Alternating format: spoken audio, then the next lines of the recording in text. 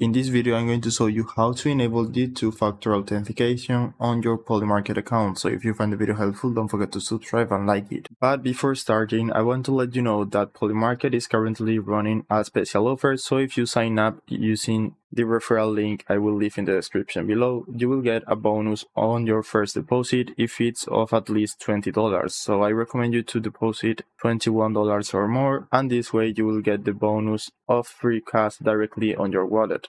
So this way you will add an extra layer of security to your account. You just need to go right here to your profile and then click the settings icon.